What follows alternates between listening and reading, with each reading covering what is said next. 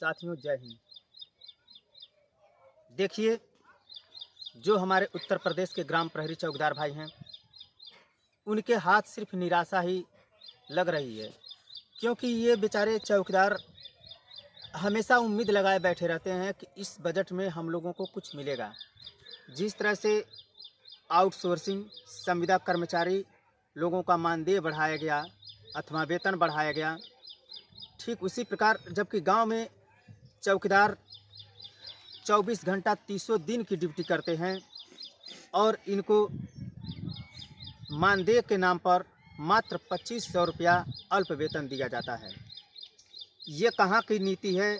ये कहाँ सरकार की न्याय है? सरकार तो कहती है कि सबका साथ सबका विकास, लेकिन मेरे नज़र में नहीं दिखाई दे रहा है कि सरकार के नज़र में भी चौकीदार हैं, ये भी एक कर्मचारी हैं, ये भी गांव की निगरानी और गतिविधियों पर बराबर नज़र बनाए रखते हैं। कोई भी छोटी बड़ी घटना होती है तो वह सूचना थाने स्तर तक पहुंचाने का काम चौकीदार करते हैं। जो दो पुलिसकर्मी एक साथ मिलकर गांव में गश्त घूमते हैं, लेकिन चौकीदार एक डंडे के सहारे पर अपने गांव की निगरानी 24 घंटा 300 दिन करता रहता है। लेकिन सरकार ना जाने क्यों इन चौकीदारों को इतने धरातल में दबा के रखी है। जिस तरह से चौकीदार अंग्रेज़ों के समय में इतने लाचार और इतने बेबस नहीं थे, जो इस समय इस सरकार के समय में हमारे उत्तर प्रदेश के चौकीदार ग्राम प्रहरी इस कठिनाइयों का सामना करते हुए अपने जीवन यापन को किस तरह से कर रहे हैं, यह सोचने की बात है साथियों। और सरकार को इन सभी बातों पर संज्ञान लेना चाहिए कि जो अंग्रेज़ों के बनाए गए हुकूमत को सरकार ने बदल दिया। हर एक कानून में बदलाव हो रहा है। जो कश्मीर का मुद्दा इतने दिनों तक चला, उस कश्मीर को मुद्दे को हटा दिया गया। कई शहरों का नाम बदल दिया गया, यहाँ तक कि चौकीदारों का भी नाम बदल दिया गया। चौकीदार से ग्राम प्रहरी बना दिया गया। लेकिन नाम रख देने से नाम गंगाधर रख दिया जाए और कहा जाता है कहावत कि राम नाम गंगाधर और तुमड़ी में पनियन आए, तो उस हिसाब से हम लोगों का नाम चेंज किया गया। लेकिन नाम चेंज सिर्फ कर देने से किसी का पेट नहीं भरता है। उस नाम में क्या रखा है? नाम चौकीदार रहता तो भी ठीक था। ग्राम प्रहरी है तो उससे मुझे नहीं कोई प्रभाव पड़ता है कि ग्राम प्रहरी रख देने से या ग्रामीण पुलिस रख देने से हम लोगों का ज़्यादा कोई मान सम्मान बढ़ गया। माननीय मुख्यमंत्री जी जानते हैं कि इस महंगाई के दौर में 2500 रुपये में गुजारा करना कितना मुश्किल काम होता है। बच्चों की पढ़ाई लिखाई,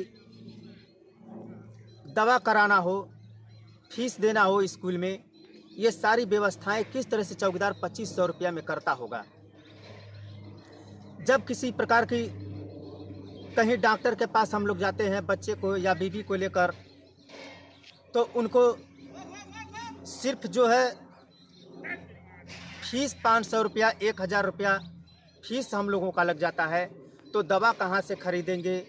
यह सभी व्यवस्था, हालांकि सरकार ने स्वास्थ्य बीमा योजना का लाभ सभी कर्मचारियों को दिया है, लेकिन ये अब जाके मिला है।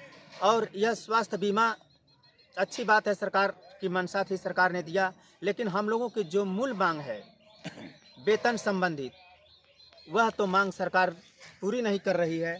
आखिर क्यों? मैं सरकार से गुजारिश करना चाहूँगा कि जिस तरह से अन्य कर्मचारियों का मानदेय अथवा वेतन बढ़ाया जा रहा है, उसी प्रकार इन दबे कुचले ग्राम प्रहरी चौकीदार भाइयों का भी वेतन बढ़ा दिया जाए। इस महंगाई के दौर में 2500 रुपया हमारा नात रिश्तेदार या हमारे सगे संबंधी पूछते हैं कि आपको तनख्वाह कितनी मिलती है, तो हम लोगों को बताने में भी शर्म लगती है कि 2500 रुपया। हालांकि कितने लोग सुनते हैं तो वह यकीन नहीं करते हैं कि आप एक ग्राम पुलिस हैं, आप एक चौकीदार हैं और आपको 2500 रुपया मिलता है।